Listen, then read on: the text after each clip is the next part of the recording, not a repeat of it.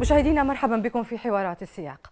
أثارت المعارك التي اندلعت في العاصمة السودانية الخرطوم وفي مناطق أخرى من البلاد الكثير من التساؤلات، إذ كيف تصاعد الصراع الحالي بين الجيش وقوات الدعم السريع، وما حجم القوى المتصارعة على الأرض ومن يدعمها، وكيف يمكن أن تؤول الأمور في هذا البلد الفقير.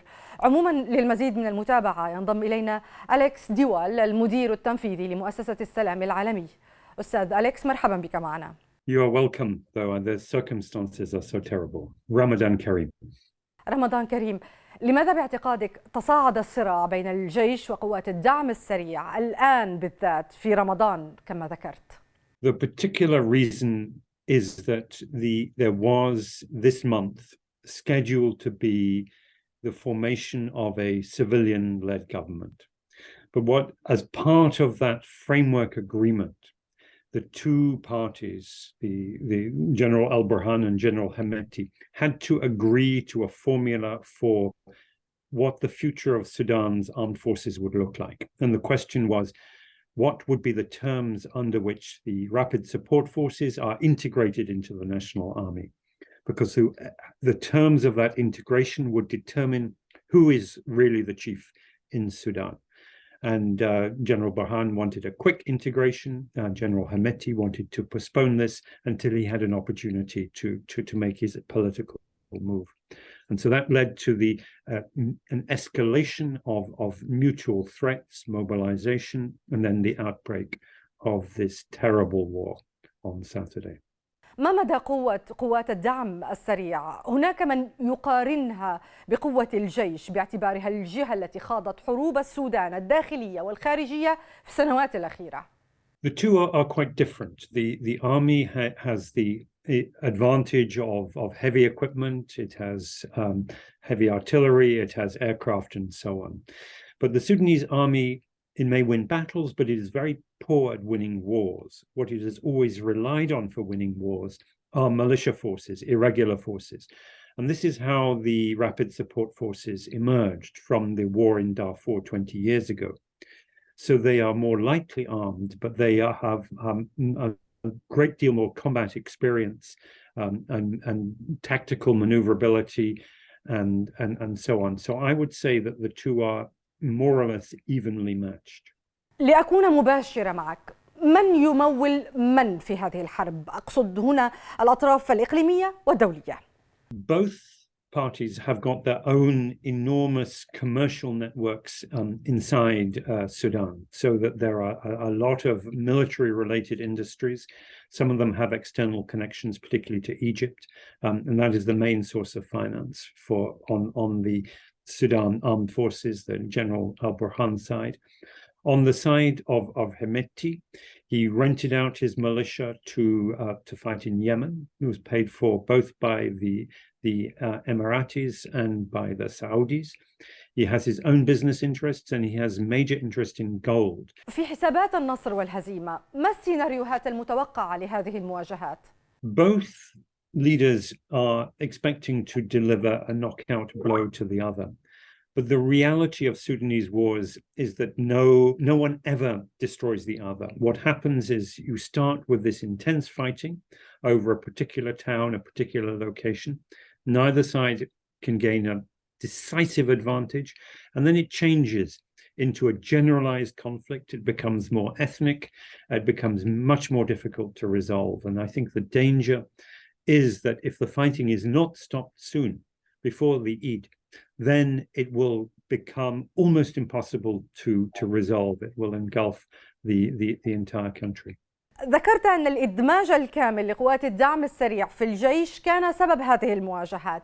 هل قضى التصعيد الحالي على هذا المسار أو مسار الانتقال الديمقراطي ككل؟ At the moment, the two sides are in a fight to the death. And so what will be necessary is some form of new agreement. And hopefully that new agreement will involve both the army and the paramilitaries, the rapid support forces, stepping back, abandoning their political ambitions and abandoning their involvement in the economic sector and just being reduced to being a professional force. But that outcome is a very, very long way off at the moment.